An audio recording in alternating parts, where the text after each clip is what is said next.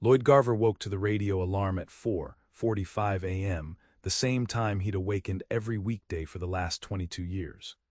The voice of the local DJ filled the darkness, talking about the weather forecast, partly cloudy, high of 64 degrees, as Lloyd slid out from under the warmth of the comforter, careful not to wake Helen. She'd been working swing shift at the hospital and had crawled into bed just after midnight. He padded to the bathroom in darkness, moving by memory through the ranch house they'd bought in 1976, when Chrysler was booming and Kokomo felt like the center of something important. He flipped on the bathroom light, wincing at the fluorescent glare as he studied his reflection. 45 years old, with deep creases around his eyes and a thinning patch of hair at his crown that grew more noticeable each month. He'd started at the transmission plant when he was 23, fresh out of his 2-year stint in the Army, and never imagined he'd still be there all these years later, his life shaped by the rhythms of shift work and the steady paycheck that came with it. After a quick shower, he dressed in the jeans and flannel shirt he'd laid out the night before, then moved to the kitchen. The coffee maker gurgled, filling the room with the rich aroma that marked the beginning of every workday. Outside, the October sky was still black, the stars visible through the kitchen window. Lloyd fixed his lunch, 2 ham sandwiches on white bread, an apple and a packet of Oreos, and packed it in his metal lunchbox alongside the thermos of coffee he filled from the pot. Same lunch he'd packed for years. Helen teased him about it, but Lloyd found comfort in routine. The phone rang as he was putting on his boots, the sound jarring in the quiet house. He hurried to answer it before it woke Helen.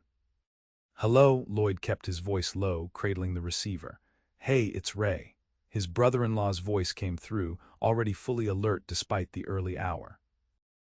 Ray worked second shift at the same plant. "You hear anything about the big meeting today?" Lloyd frowned. "What meeting?" "Management called an all-hands for the day shift. Didn't they tell you guys?" "First I'm hearing about it." Lloyd glanced at the clock. 5:10 a.m. He needed to leave in 5 minutes to make his 6 a.m. shift. "What's it about?" "Don't know, but Marty's wife works in the office, and she says there's been a lot of suits from Detroit in the building this week." Ray paused. "Just thought you should know." "Thanks." Lloyd hung up, an uncomfortable feeling settling in his stomach. Chrysler had been through rocky patches before, the oil crisis in '73, the government bailout in '79, but they'd always bounced back. The transmission plant was the backbone of Kokomo's economy. It had to be.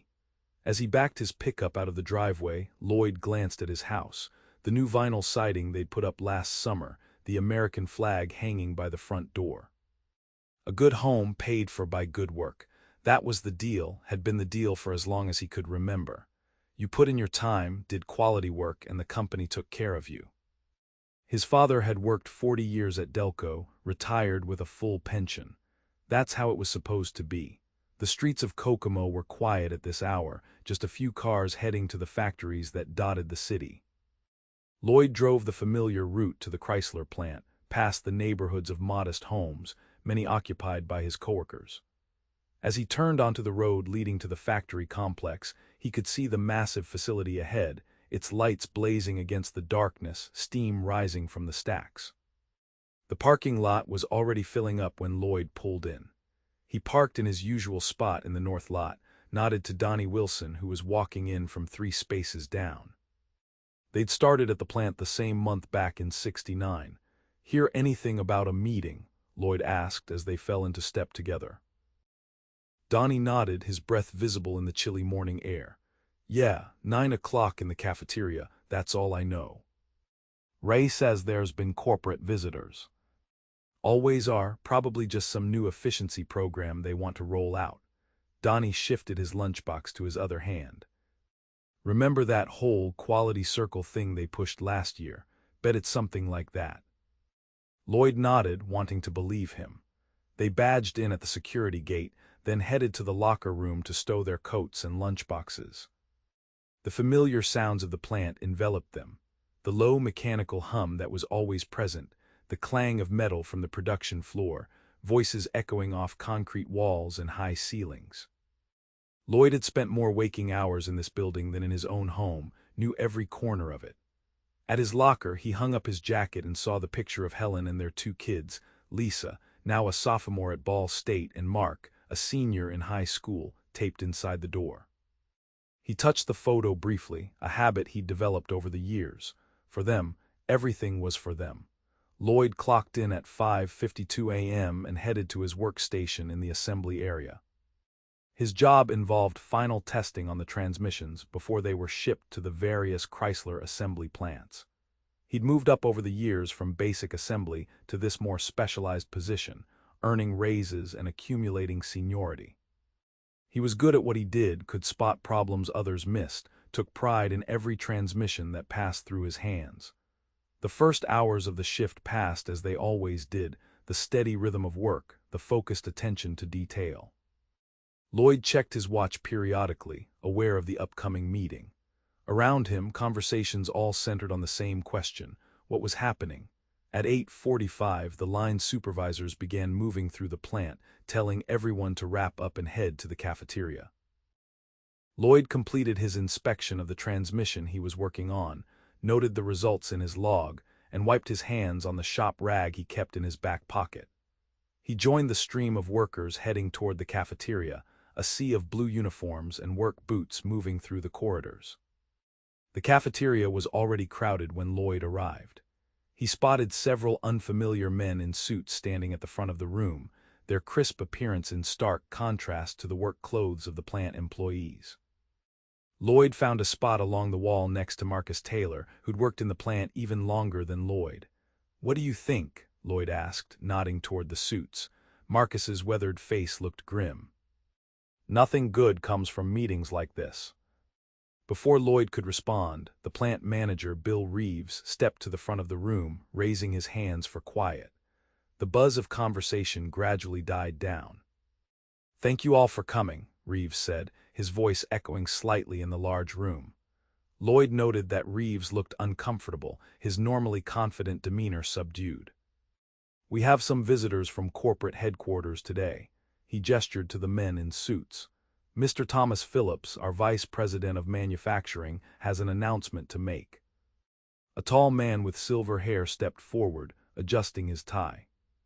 "Good morning," he said, his voice carrying the polished cadence of someone used to public speaking.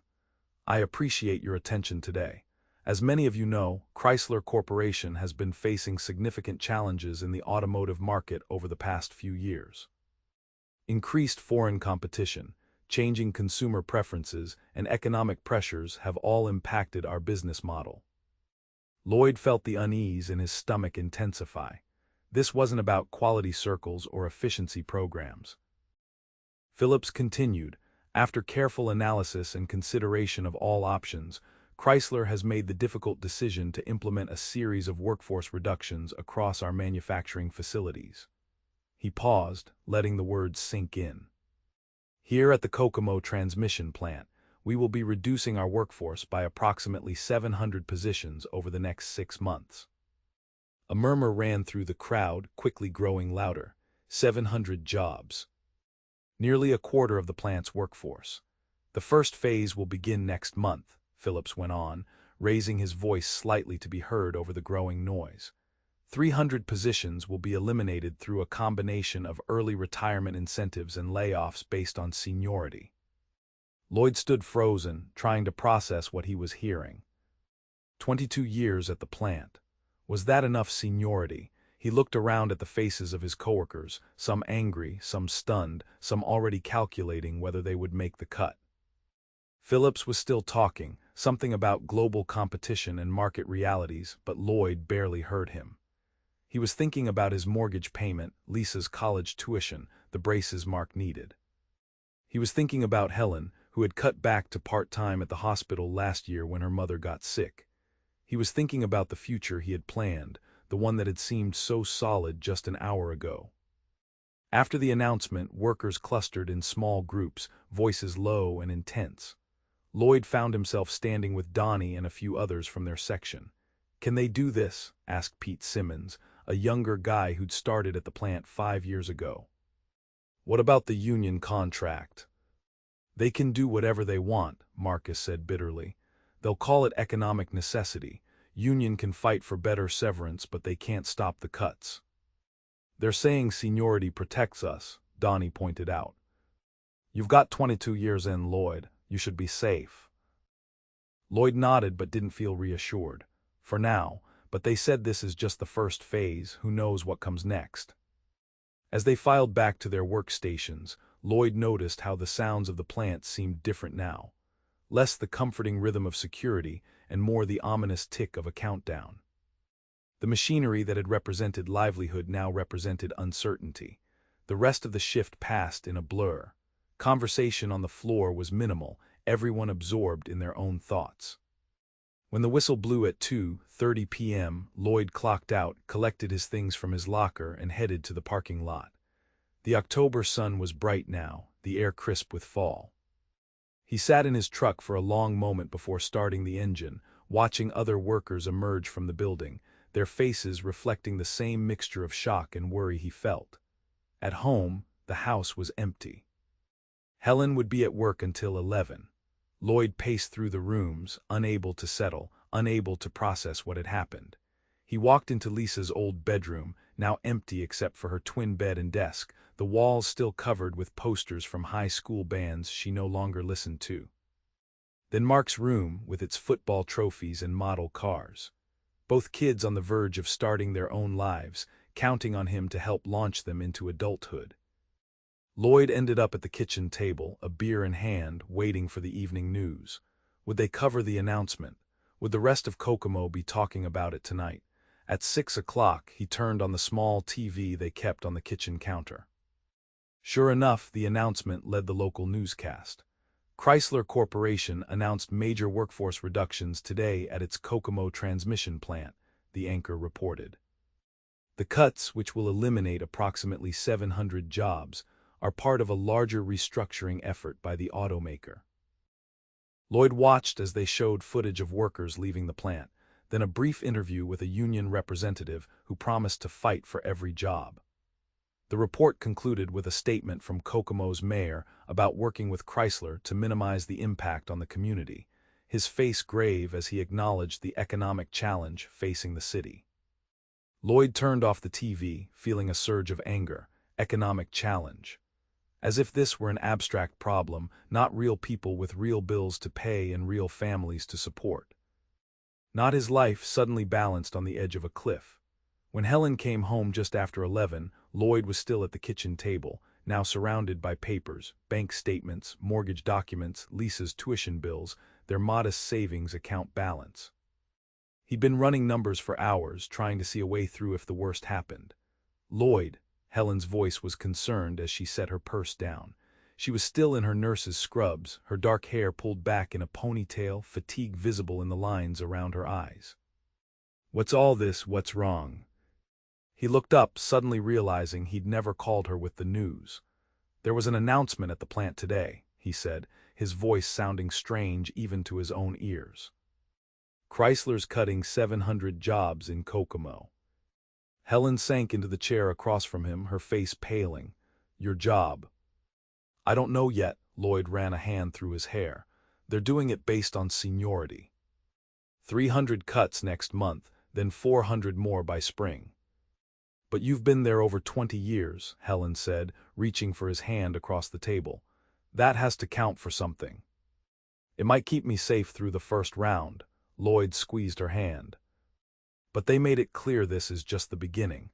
They talked about global competition and market realities. You know what that means. It means they can make the transmissions cheaper somewhere else." The bitterness in his voice surprised him. All those years of quality first, of taking pride in American manufacturing, now suddenly it's all about the bottom line. Helen was quiet for a moment, absorbing the news.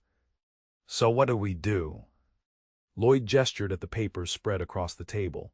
"I've been looking at our finances. We've got about 3 months of expenses saved up.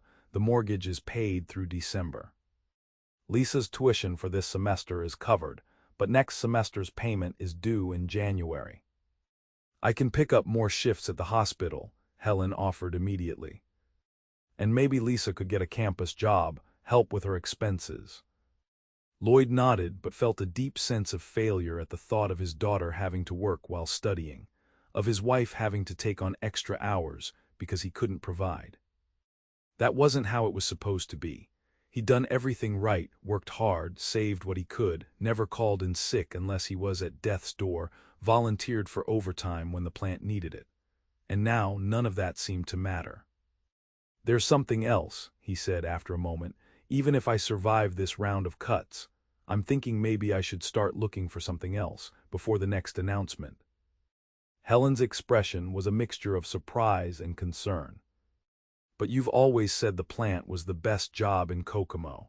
The benefits, the union protection, the pay." "That was before," Lloyd's voice hardened. "Before they showed they could cut us loose whenever it suits them. All that loyalty, all those years. And they make the decision in some boardroom in Detroit without ever setting foot on the floor, without knowing the names of the people whose lives they're turning upside down." Helen was silent again, her thumb rubbing the back of his hand in small circles, a gesture of comfort she'd used throughout their 20 years of marriage. "Whatever you decide, I'm with you," she said finally. "We'll figure it out together." "We always have." Lloyd nodded, grateful for her steadiness, but unable to shake the cold fear that had taken root in his chest. The world he understood, the one where hard work guaranteed security, was crumbling beneath his feet. And he had no idea what would replace it. The next morning, Lloyd drove to work through a light drizzle, the streets of Kokomo glistening under the street lights. The radio was full of reports about the Chrysler announcement, analysts discussing the company's financial position and the impact on the local economy. Lloyd switched it off, unable to listen to people talking about his life as a statistic. The mood in the plant was subdued. Workers moved through their tasks with less conversation than usual, each lost in their own calculations about the future. Lloyd found Donnie at their usual break spot, a corner of the cafeteria where they'd eaten lunch together for years. "Heard anything new?" Lloyd asked as he sat down with his coffee. Donnie shook his head. "Union reps are meeting with management today, trying to get details on who goes, who stays, what kind of packages they're offering." Lloyd unwrapped his sandwich mechanically. "Helen thinks I should be safe with my seniority." "You should be," Donnie agreed. 22 years puts you well above the cut line. Me too, at 23. He took a bite of his apple, chewing thoughtfully. "But it doesn't feel good, does it, even if we're safe?" Lloyd understood exactly what he meant. The security they'd felt had been shattered. Even if they survived this round of cuts, they now knew the truth. No one was truly safe. "I'm thinking about looking elsewhere," Lloyd admitted, lowering his voice though no one was nearby. "Before the next announcement." Donnie raised his eyebrows. "Like where? Not many places in Kokomo paying what Chrysler pays." "I know." Lloyd had spent hours the previous night thinking about this very problem. "But maybe it's time to consider something different. Maybe go back to school, get some new skills." The idea had come to him as he lay awake beside Helen, staring at the ceiling. He'd never finished college, had started at the plant right out of the army because the pay was good and the future seemed secure. Now at 45, he was facing the possibility of starting over. "At our age," Donnie looked skeptical, "I don't know, Lloyd, seems risky." "Staying put seems risky too now." Lloyd sipped his coffee, the bitter liquid matching his mood. "Anyway, it's just a thought." But the thought stayed with him throughout the day, taking root as he moved through his familiar tasks. What would it be like to do something different, to learn new skills, to reinvent himself? The idea was both terrifying and strangely liberating. That evening, Lloyd stopped by the public library on his way home. He hadn't been inside in years, not since the kids were small and Helen would bring them for story time. The building smelled of books and furniture polish, quiet and orderly in a way the plant never was. Lloyd approached the reference desk hesitantly, feeling out of place in his work clothes, his hands still showing traces of grease despite his thorough washing at the plant. "Can I help you?" The librarian was a middle-aged woman with kind eyes and a patient smile. "I'm looking for information on adult education," Lloyd said, the words feeling strange in his mouth. "Maybe community college programs, that sort of thing." She nodded, showing no surprise. We have a whole section on continuing education. Let me show you. Lloyd followed her to a shelf of books and pamphlets. These are catalogs from Ivy Tech Community College and Indiana University Kokomo, she explained, pulling several from the shelf. They both have programs designed for working adults. And these books cover different career fields, including information on what education is required. Lloyd accepted the materials, thanking her. He found a quiet table in the corner and began to look through them, jotting notes on a small pad he kept in his pocket. Computer programming caught his eye. The catalogs described it as a growing field with good pay. But it would require learning skills completely different from the mechanical work he'd done all his life. Could he do that? At 45, could he remake himself so completely? He was still mulling these questions when he arrived home. Helen was in the kitchen starting dinner. Mark sat at the table, textbooks spread out before him. "Dad," Mark looked up as Lloyd entered, "did you really get laid off? Kids at school were talking about it today." Lloyd set down the library materials, noticing Helen's questioning glance at them. "No, I didn't get laid off. There are going to be layoffs at the plant, but we don't know yet who'll be affected." Mark looked relieved but still concerned. Jason Morgan's dad works there too. He was really worried. "A lot of people are worried," Lloyd acknowledged, sitting down across from his son. Mark had Lloyd's build, broad shoulders, strong hands, but Helen's thoughtful expression. "The plant's been part of Kokomo for a long time. Changes there affect everyone." "If you did lose your job," Mark asked hesitantly, "what would happen with college next year?" "For me, I mean." The question hit Lloyd like a physical blow. Mark was counting on the same support they'd given Lisa, tuition at a state school, help with books and housing. It was what Lloyd had been working for all these years. "We'd find a way," Lloyd said firmly, meeting his son's eyes. "Your education comes first, no matter what." Helen came over from the stove, placing a hand on Lloyd's shoulder. "That's right," she agreed. "And remember, I'm working too. We've always managed, and we always will." Mark nodded, returning to his homework. Lloyd exchanged a glance with Helen, both of them knowing that finding that way would be far more difficult than they were letting on. After dinner, when Mark had gone to his room to call his girlfriend, Lloyd showed Helen the materials from the library. "Computer programming?" she asked, looking through his notes. "It's just an idea," Lloyd said. "The catalogs say it's a growing field and the community college has night classes." Helen studied his face. "Is this what you want?" Lloyd sighed, leaning back in his chair. "I don't know what I want anymore, Helen. For 20 years, all I wanted was what I had, a good job at the plant, security for our family, watching the kids grow up. Now," he gestured vaguely, "now I feel like I need a backup plan, like we all do." Helen reached across the table, taking his hand. "Then we'll make one together." She looked down at the catalogs. "These night classes, when do they start?" "January," Lloyd said, "the spring semester." "So you could keep working at the plant and take classes at night," Helen mused. "See if it's something you like, something you could do." Lloyd nodded slowly. The idea had been abstract until now, but Helen's practical approach made it seem more possible. "I'd be the oldest one in the class." "So," Helen challenged. "You'd also be one of the hardest working. That's always been true, Lloyd. Whatever you've done well." Her confidence warmed him, pushing back some of the cold fear that had become his constant companion since the announcement. "I'll think about it," he promised.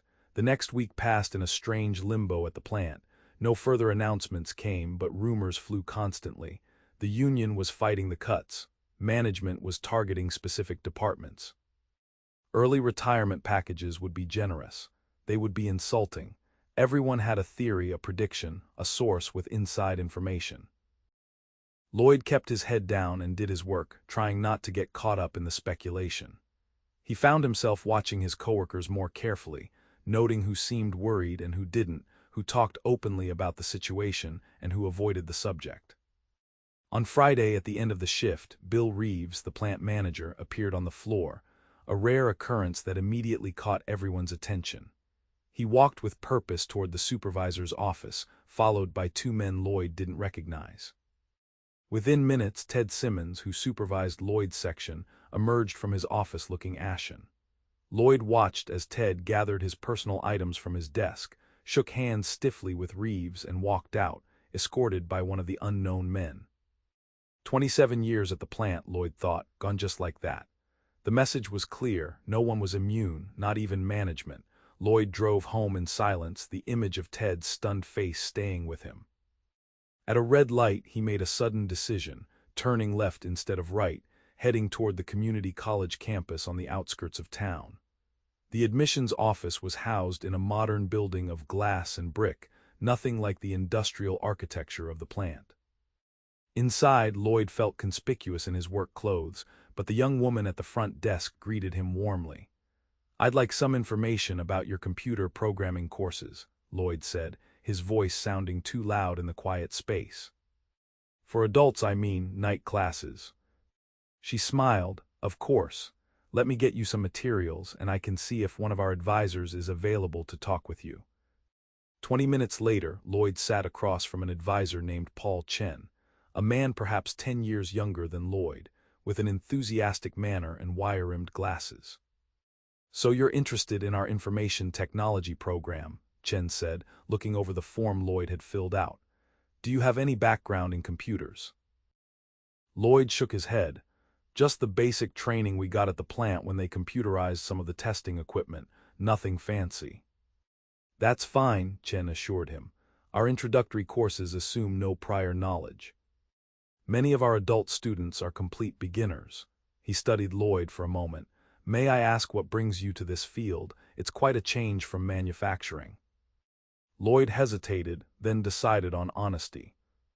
"Chrysler announced layoffs last week, 700 jobs at the Kokomo plant. I've got 22 years in, so I might be safe for now, but," he shrugged, "I need options." Chen nodded, his expression sympathetic. "I understand. We've seen an increase in inquiries since that announcement. You're not alone in looking for a new direction." He went on to explain the program.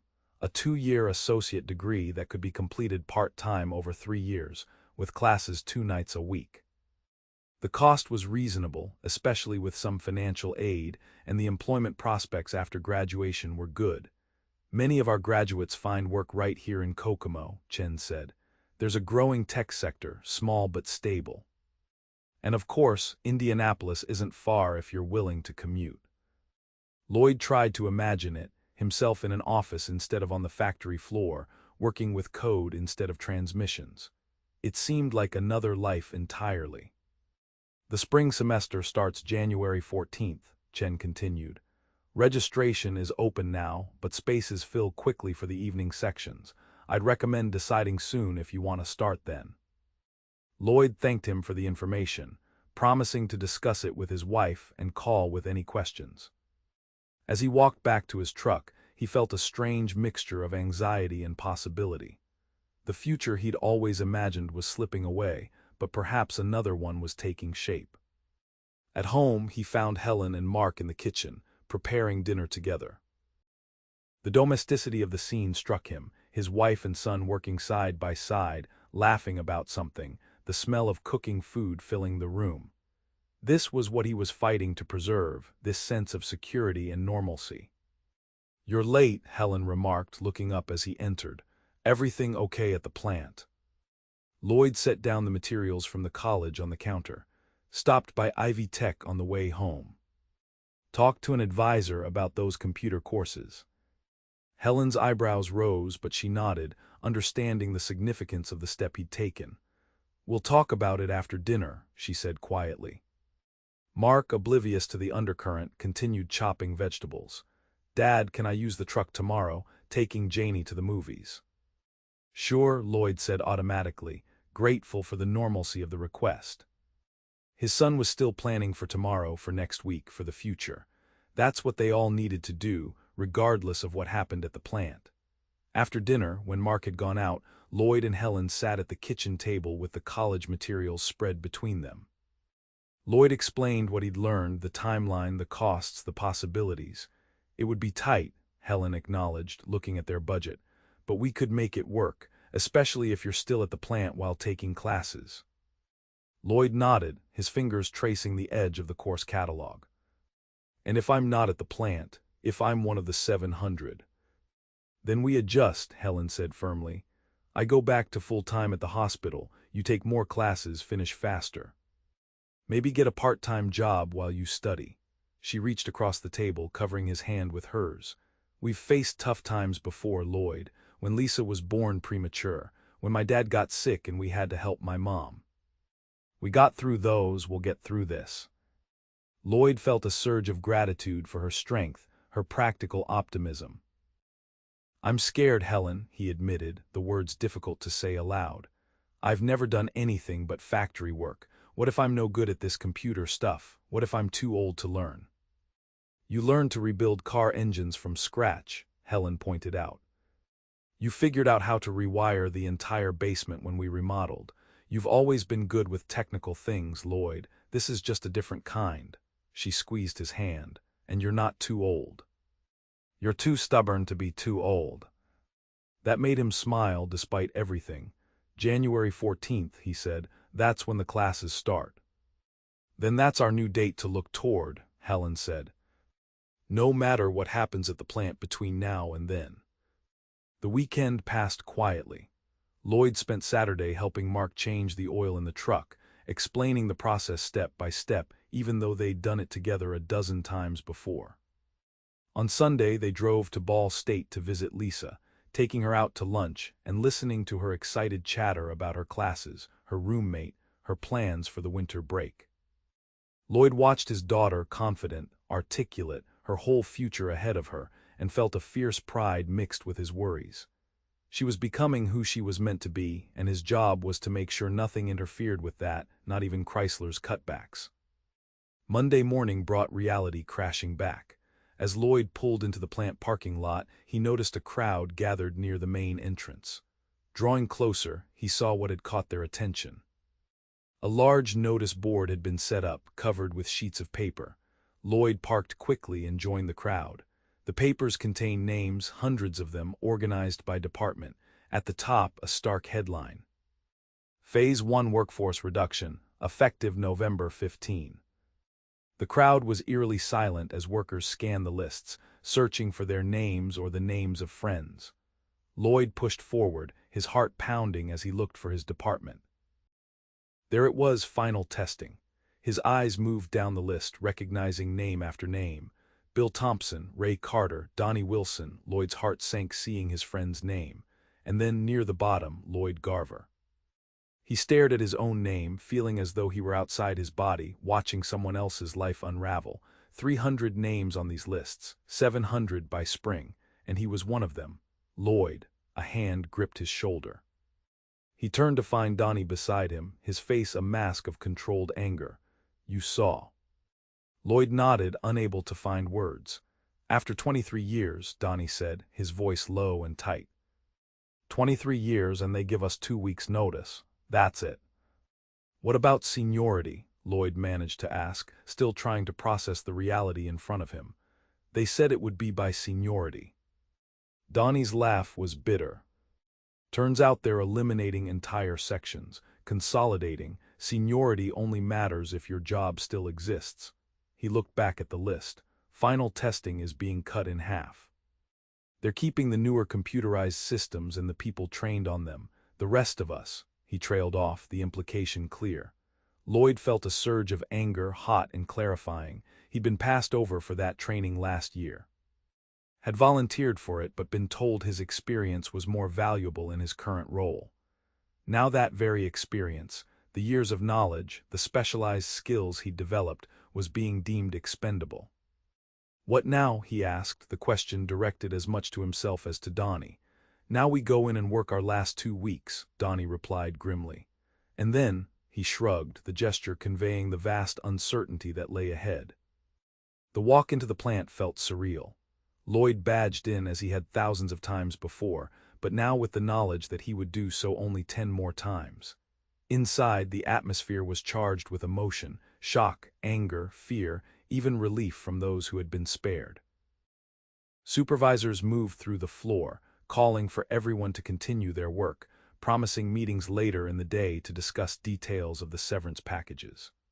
Lloyd went to his station automatically, his body following the routine his mind could barely focus on. The transmission on his test bench looked the same as always, a complex piece of machinery he knew intimately, every gear and valve familiar under his hands. But now it seemed like an artifact from another life, one that was ending whether he was ready or not. The union representatives came through mid-morning, gathering the affected workers in small groups. The severance package was better than Lloyd had feared but worse than he'd hoped: 2 weeks' pay for each year of service, continued health coverage for 6 months, and assistance with unemployment claims. For Lloyd, that meant 44 weeks of pay, enough to carry them through most of the next year if they were careful. What about recalls? Someone asked. If production picks up again? The union rep's expression was grim. The agreement includes recall rights for 2 years, but they've been clear, these reductions are permanent. They're restructuring how the transmissions are built, automating more of the process. The jobs as they existed aren't coming back. The words hit Lloyd like a physical blow. Not coming back. The certainty of it, the finality, made the situation real in a way it hadn't been until that moment. He worked through the rest of the shift in a fog, his hands performing their familiar tasks while his mind raced ahead, calculating, planning, worrying. By the time he clocked out, one thought had crystallized. He needed to register for those classes. Today. Instead of driving home, Lloyd returned to the community college, reaching the admissions office just before it closed. Paul Chen was still there, and his expression when Lloyd walked in showed that he'd heard the news about the layoffs. "Mr. Garver," he greeted Lloyd. "I was actually thinking about you today when I saw the announcement. I take it you were affected." Lloyd nodded, his jaw tight. "My last day is November 15th. I want to register for the spring semester." "Today?" Chen led him to his office, where they went through the application process. Lloyd would need to take a placement test to determine which math and English courses he should start with, but he could begin the introductory computer science course regardless. The GI Bill might help with some of the costs, Chen mentioned, reviewing Lloyd's information. "And there are retraining grants specifically for displaced workers. We can help you apply for those." By the time Lloyd left the campus, the sun was setting, casting long shadows across the parking lot. He had an appointment for the placement test the following week, registration forms for the spring semester, and a strange, tentative feeling that might have been hope. Telling Helen was both easier and harder than he'd expected. Easier because she met the news with the same steady strength she always showed in a crisis. Harder because he could see the worry behind her calm facade, the calculations she was already making about their finances, their future. Telling Mark was harder still. His son's face fell, his youthful confidence shaken by the news that his father, who had always been the steady provider, the fixed point in his life, was losing his job. "But what about college?" Mark asked, the same question he'd raised days earlier, but now with real fear behind it. "Nothing's changed," Lloyd insisted, projecting a confidence he didn't entirely feel. "You'll still go to college next fall. We've been saving for it your whole life." Later, after Mark had gone to bed, Lloyd and Helen sat at the kitchen table with their financial documents spread out before them again, this time with a more urgent purpose. 44 weeks of severance, Lloyd said, the numbers stark on the paper in front of them. "Plus whatever unemployment I can get after that. Your income from the hospital, the savings we have." Helen nodded, making notes. "And your tuition for the spring semester, books, the mortgage, utilities." She looked up at him. "We can do this, Lloyd. It'll be tight, but we can make it work." Lloyd wanted to believe her, needed to believe her. But the fear was still there, the uncertainty about whether he could succeed in this new direction, whether he could provide for his family the way he always had. "What if I can't do it?" he asked quietly, voicing his deepest fear. "What if I'm not cut out for this computer stuff?" "Then you'll find something else," Helen said simply, "something you are cut out for. But you won't know until you try." The next 2 weeks at the plant passed in a strange parallel reality. Lloyd did his job as he always had, meticulous and focused, while around him the atmosphere oscillated between anger, resignation, and gallows humor. Some workers had already stopped coming in, using their accumulated sick days rather than facing the daily reminder of what they were losing. Others threw themselves into their work with renewed intensity, as if trying to prove the company's decision wrong. Lloyd found himself in a third category, present physically but increasingly detached mentally. His hands moved through the familiar motions while his thoughts turned more and more to the future, to the classes he would start in January, to the new path he was being forced to find. On his final day, Lloyd arrived at the plant an hour early. He walked slowly through the vast space, taking in the sights and sounds he had known for so long, the hum of machinery, the smell of oil and metal, the cavernous height of the ceilings. For all its harshness, this place had been a second home, the backdrop to his adult life. His coworkers marked the day in various ways. Some brought in food, creating a somber potluck in the break room. Others avoided goodbyes altogether, finding them too painful.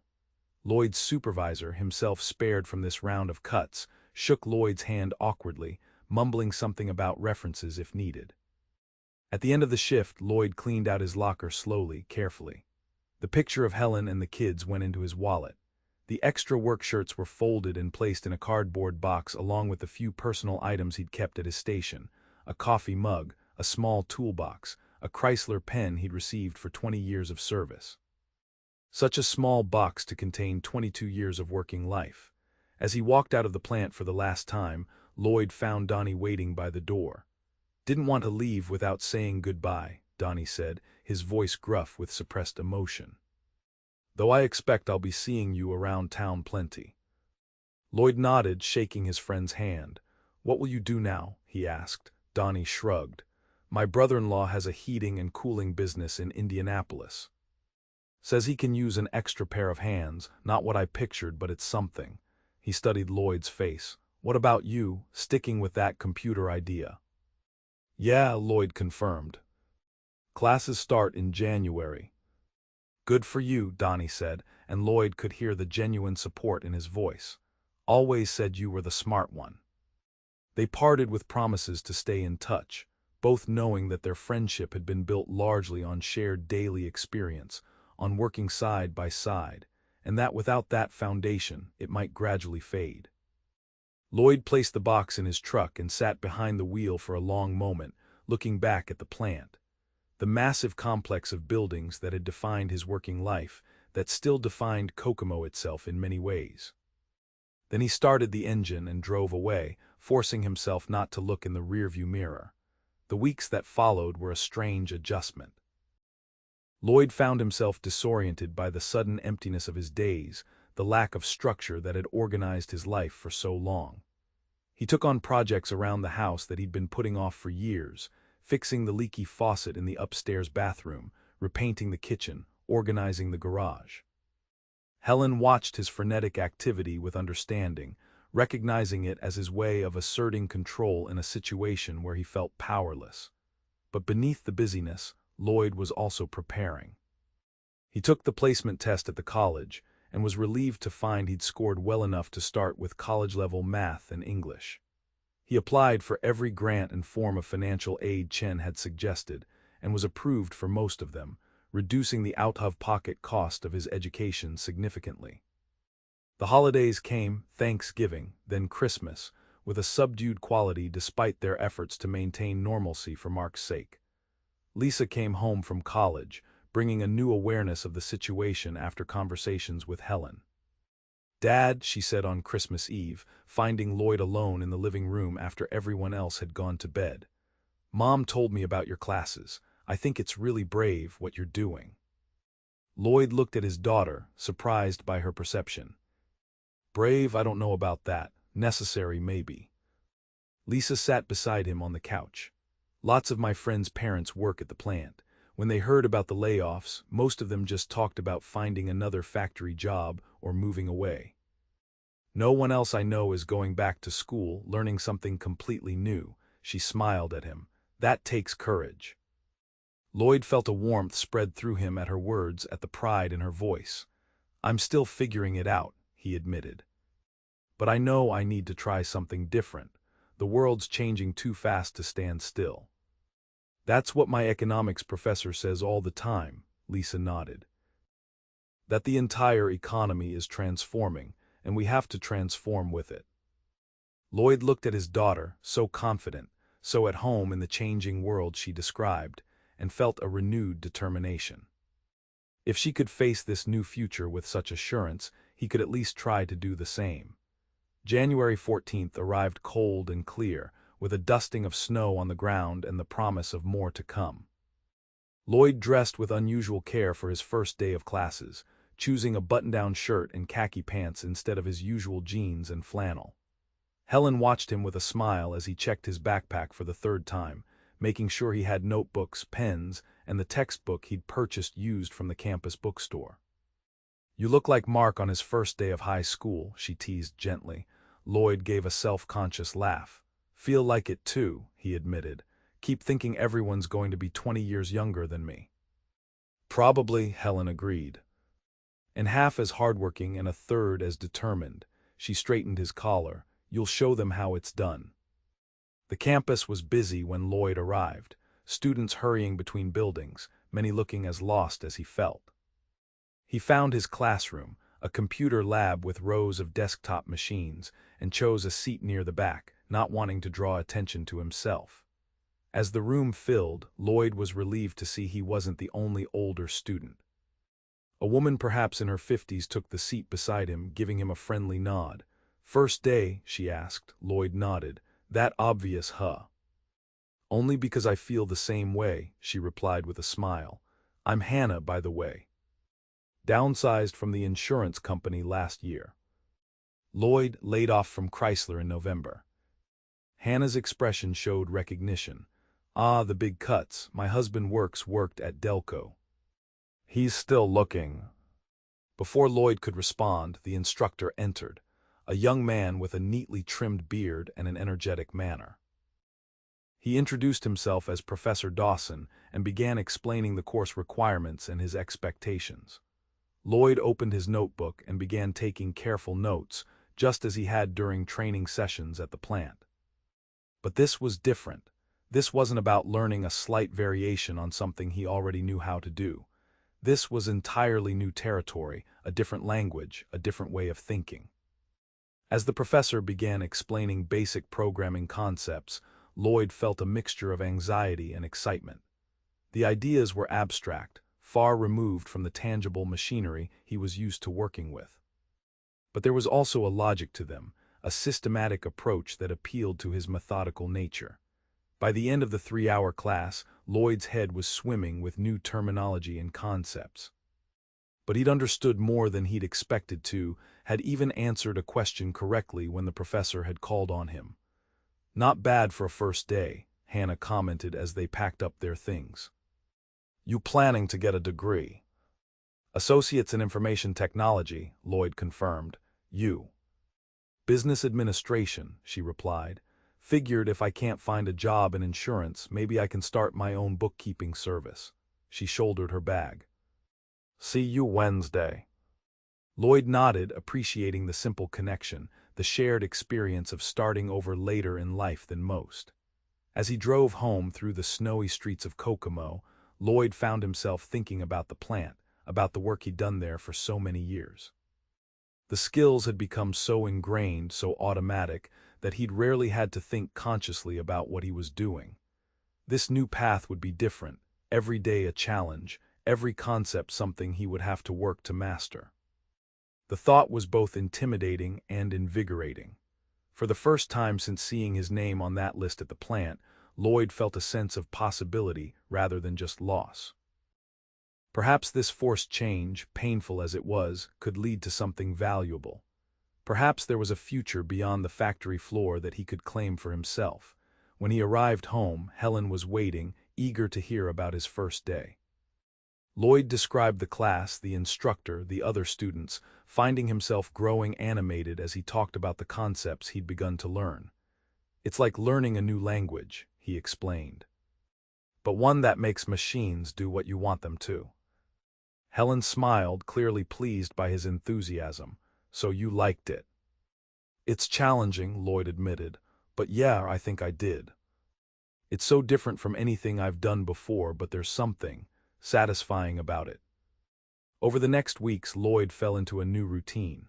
Mornings were for household projects and job applications, because despite his classes, they still needed income now, not just future potential. Afternoons were for studying, reading ahead in his textbooks, practicing the coding exercises from class. Evenings, 3 times a week, were for his classes: Introduction to Computer Science on Mondays and Wednesdays, College Algebra on Tuesdays. The work was hard, harder than anything Lloyd had tackled in years. There were nights he sat at the kitchen table until midnight, struggling to understand a concept or fix an error in a piece of code. There were moments of frustration so intense he was tempted to give up, to look for any job that would pay the bills, regardless of future prospects. But there were also moments of profound satisfaction, when a program finally ran correctly, when he solved a problem that had seemed insurmountable, when a professor complimented his work. These small victories kept him going, gave him the courage to continue even when the path ahead seemed uncertain. February brought a new challenge. Mark was accepted to Indiana University in Bloomington, his first-choice school. The letter came with details about costs for the coming year: tuition, room and board, books, fees. Lloyd and Helen sat down together to review their finances yet again. "We can make it work," Helen insisted, though her expression was worried. "Your severance runs through September. I'm picking up extra shifts. The financial aid package they're offering is decent." Lloyd nodded, trying to share her optimism, but the numbers were stark. Even with his severance and Helen's increased hours, even with the grants and loans Mark had been offered, there would be a gap. And that was assuming Lloyd didn't find a job that interfered with his classes. "Maybe I should look at full-time work instead of school," he suggested, voicing the thought that had been nagging at him. "Something steady, even if it doesn't pay what the plant did." Helen shook her head firmly. "No. You're good at this computer work, Lloyd. Your professors say so. It's the future, not just a stopgap." She tapped the financial papers in front of them. "We'll find another way to make up the difference." The solution came from an unexpected source. Professor Dawson, noting Lloyd's aptitude and work ethic, suggested he apply for a work-study position in the college's IT department. "It's just basic troubleshooting and maintenance," Dawson explained. "But it would give you practical experience while you're learning, and it pays better than most campus jobs." Lloyd applied and was hired starting in March. The work was part-time, 20 hours a week, and involved helping maintain the college's computer labs, assisting students with technical problems, and supporting the IT staff with routine tasks. The pay was modest but welcome, and the experience was invaluable, giving Lloyd a chance to apply what he was learning in a real-world setting. More importantly, the job gave him a new identity, a way to define himself beyond laid-off factory worker. When people asked what he did, he could now say, "I work in it at the community college while finishing my degree." The words felt strange at first, but gradually became more comfortable, more true. As spring turned to summer, Lloyd's confidence grew. He completed his first semester with a 3.8 GPA, surprising himself and delighting Helen. His work-study position became more substantial as he learned more, taking on responsibilities that would normally have gone to more experienced staff. The layoffs at Chrysler continued, with the promised additional cuts arriving in April. Kokomo's economy felt the impact, with businesses closing as spending declined and workers left the area in search of opportunities elsewhere. Lloyd watched the transformation of his hometown with a mixture of sadness and resignation. The Kokomo he had known, the secure, prosperous factory town where a high school graduate could earn a good living, was disappearing. Something new was taking its place, but what that would be remained unclear. In July, almost exactly 8 months after the layoffs had been announced, Lloyd received a call from Ray, his brother-in-law who still worked at the plant. "They're installing the new automated testing systems next week," Ray reported. "Half the floor is just machines now. It's like working in a science fiction movie." Lloyd listened, trying to imagine the transformed space. How many people are left in final testing? Maybe 20, Ray said, doing what used to take 100, and they're all either engineers or people who got that computer training last year. The training Lloyd had been denied. The irony wasn't lost on him. If he'd received that training, he might still be at the plant. But then he wouldn't be where he was now, learning skills that could carry him forward into a different future. Listen, Ray continued, the reason I called, there's a guy from a tech company in Indianapolis at the plant this week, setting up some of the new systems. I mentioned that you're studying computer science now. He said they're always looking for people with both manufacturing experience and tech skills. Rare combination, apparently.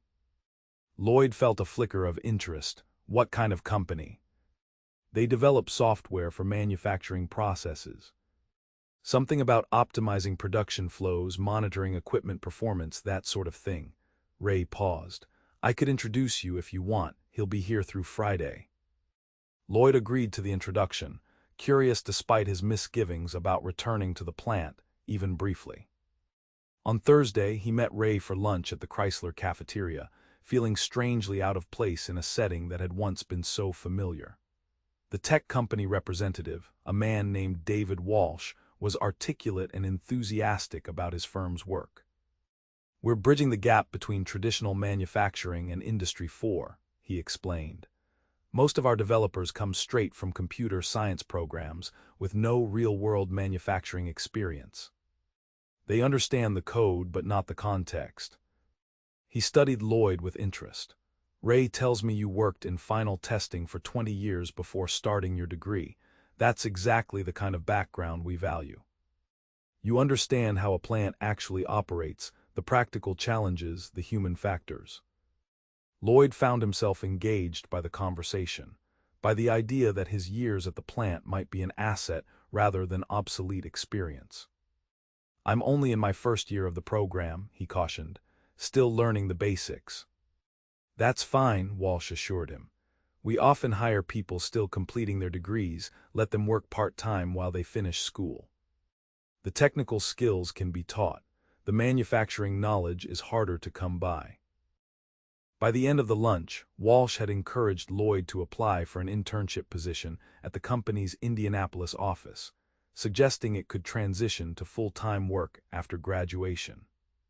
The role would involve helping test software applications in simulated manufacturing environments, providing feedback from a practitioner's perspective. It's an hour commute from Kokomo, Walsh acknowledged. But many of our employees work remotely part of the week. Flexibility is part of the tech industry culture. As Lloyd walked with Ray back to the production floor to say goodbye, he passed by his old workstation. It was unrecognizable now, dominated by a computerized testing apparatus that performed automatically what Lloyd had done by hand and eye. The sight should have been painful, a reminder of his displacement.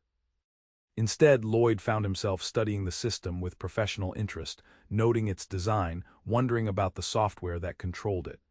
Strange, isn't it? Ray commented, following Lloyd's gaze. Sometimes I hardly recognize the place anymore. Lloyd nodded but found that the emotional sting he had expected wasn't there. It's still making transmissions, he observed. Just differently. On the drive home, Lloyd thought about Walsh's offer, about the possibility of working in a field that combined his old knowledge with his new skills. The commute would be challenging, but not impossible. And the opportunity to bridge his past and future was compelling. He discussed it with Helen that evening, laying out the potential benefits and drawbacks. It would mean driving to Indianapolis at least 2 days a week, he said. But the pay would be better than the work-study position, and it would be real experience in the field. Helen considered this. What about your classes? Would you have time for both? I'd have to reduce to part-time status, Lloyd admitted. Take fewer classes each semester. Might take an extra year to finish the degree. But you'd be earning while learning, Helen pointed out, and getting your foot in the door of a company that values your background. She smiled. Sounds like an opportunity worth considering. Lloyd applied for the internship the following week. and after a formal interview and a technical assessment that tested both his emerging coding skills and his manufacturing knowledge, he was offered the position. The pay was indeed better than his campus job, not at the level of his old Chrysler salary, but significant enough to ease their financial pressure, especially with Mark starting college in the fall. The adjustment to his new schedule was challenging. 2 days a week in Indianapolis, 2 evenings in classes, and countless hours studying and completing assignments. But Lloyd found that the work at the tech company energized rather than depleted him. For the first time in years, he was learning constantly, solving new problems, contributing in ways that drew on both his past experience and his developing skills. His coworkers were predominantly younger, many in their 20s and 30s, but they welcomed his perspective and respected his manufacturing expertise. Lloyd discovered that he enjoyed the collaborative nature of software development, the way teams worked together to solve complex problems, each person contributing their unique strengths. As summer turned to fall, Lloyd and Helen drove Mark to Bloomington to start his freshman year at Indiana University. Walking around the campus, helping their son move into his dormitory, Lloyd felt a complicated mixture of emotions: pride in Mark's achievement, anxiety about the costs they were taking on, and a strange sense of parallel journeys, both father and son beginning new educational paths at the same time. "I'd have done anything to make this happen for him," Lloyd told Helen as they drove back to Kokomo that evening, the car emptier and quieter without Mark's presence. "But I never imagined I'd be a student again myself." Helen reached across the seat, taking his hand. "Life has a way of taking unexpected turns. A year ago, we couldn't have imagined any of this." Lloyd nodded, thinking about how completely their lives had changed since that October morning, when he'd driven to work expecting another ordinary day, only to find his name on a list that would alter everything. The loss of his job at Chrysler had been a profound disruption, forcing him to question assumptions he had lived by for decades: that hard work and loyalty would be rewarded with security, that the skills he had mastered would remain valuable, that the path he had chosen would carry him through to retirement. Now he was forging a new path, one he never would have chosen voluntarily, but that was opening possibilities he hadn't imagined. He was using his mind in different ways, connecting with different people, seeing the changing economic landscape not just as a threat, but as a terrain he could learn to navigate. The transition wasn't complete. Lloyd still had moments of doubt, still wondered sometimes if he was foolish to be starting over at his age. There were nights he lay awake worrying about money, about whether his new skills would be enough, about whether this gamble would pay off for his family. But there were also moments of clarity, of certainty that he was moving in the right direction. Like when he solved a particularly challenging programming problem, or when his team at work implemented a feature he had suggested, drawing on his knowledge of how factory floors actually operated. Or when Mark called from college, excited about his classes, his future open and full of potential. In December, just over a year after the layoffs had been announced, Lloyd drove past the Chrysler plant on his way home from Indianapolis. The complex looked much the same from the outside: the same buildings, the same smokestacks, the same sprawling parking lots. But he knew how different it was inside, how the work and the workers had changed. Kokomo was changing too. Some former Chrysler employees had left town, seeking opportunities elsewhere. Others had found work in the remaining manufacturing businesses, often at lower wages. Still others, like Lloyd, were reinventing themselves, training for new fields, starting small businesses, finding ways to adapt to an economy that no longer promised the stability they had once counted on. The city itself reflected these transitions. Some businesses closed, others opened. Some neighborhoods struggled while others showed signs of renewal. The community college expanded its facilities while empty storefronts appeared downtown. It wasn't the Kokomo Lloyd had known for most of his life, but it wasn't a ghost town either. It was a place in transformation, its identity no longer defined solely by the factories that had once seemed permanent. As Lloyd pulled into his driveway, he thought about how his own identity had transformed along with his hometown. He was no longer defined primarily as a Chrysler worker, no longer measured his worth by his years at the plant or his place in the factory hierarchy. He was becoming someone new, a student, a software tester, a person with skills that connected the industrial past with the technological future. The transition wasn't what he had chosen. The loss of his job, the disruption of his plans, the fear and uncertainty that had followed, none of that had been voluntary. But his response, his decision to learn new skills rather than cling to the past, his willingness to reimagine his place in a changing world, those had been choices, acts of agency in circumstances largely beyond his control. As he entered the house, Lloyd heard Helen in the kitchen, humming along to the radio as she prepared dinner. The Christmas tree they had put up the previous weekend stood in the corner of the living room, its lights reflecting off the window in the growing darkness outside. In 2 weeks, Mark and Lisa would both be home for the holidays. The house would be full again, at least for a little while. Lloyd set down his laptop bag, the briefcase of his new professional identity, and moved toward the kitchen, toward Helen, toward the center of the home they had maintained despite everything. The future was still uncertain, still unfolding.